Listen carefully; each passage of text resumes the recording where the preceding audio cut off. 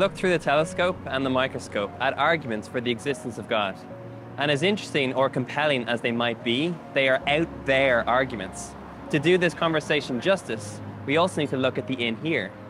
Like, we all have this shared sense that this life matters. We'll say something like, don't waste your life. But the only thing that can be wasted is something precious or something valuable. Or in moments of great joy and satisfaction, we'll say something like, I just feel like I was put on this earth for this specific reason. Or I just feel like I was meant to do this. Are we delusional? Is this just how we make sense of a senseless world? And apparently we're the only ones on this earth that are asking the question, what does this life mean? If there is no God, then although this place is beautiful, even we are beautiful, we are just an accidental arrangement of atoms. Although it might seem cold and it might seem harsh, but take God out of the equation and there's no defined purpose for which we are made. Now, this is not to say that we can't make a purpose for the here or now or even for our lives, but where does the impulse to create and discover meaning come from? Think about the stories that take our breath away. Are they not just merely words and themes designed to provoke a reaction in the brain, driving us to believe we can create a better world? What about love? In a world without design or intention, love is simply a biochemical response. But if life is just chemistry or biology, then why, when we sit at a hospital bed beside the one we love, is the sound of the heart monitor the most important sound in the world? Why does each beep matter? When tragedy hits us, from the death of a loved one or even a really bad breakup, we'll say that we're brokenhearted. But what does that mean? Our hearts are still beating fine. The problem is with something else we call our hearts, that center of ourselves, that place which is our innermost being. It's in this place where we feel the deepest pain of those we have lost, and the absence of what we truly long and desire for.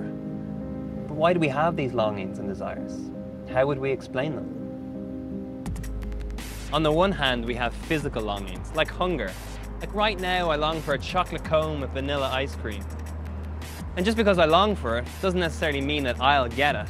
But is it not true that my appetite for food means that food exists? And on the other hand, we have longings and desires that go much deeper, emotionally and spiritually. Like we'll have a picture in our head of what our future could be, or we long to be part of something bigger than ourselves, or we might have a desire to do something with our life that makes a lasting impact. Is our hope for something truer, deeper, more fulfilling a clue to the existence of something else or someone else? C.S. Lewis, the author of the Chronicles of Narnia, once said, "If I find in myself desires which nothing in this world can satisfy, the only logical explanation is that I was made for another world." The writings in the Bible explain that this other world is heaven, and that this someone else is God, and that we're made in God's image. Now, I'm not talking about my arms or my legs, or even the weird mole I have on my back. No, I'm talking about my consciousness, my nature, my capacity not just to survive, but to create, to love, to imagine, that all these things reflect the God who created me. And maybe you could argue that everything that defines us, like love, joy, romance, imagination, creativity, that all these things are just a chemical reaction.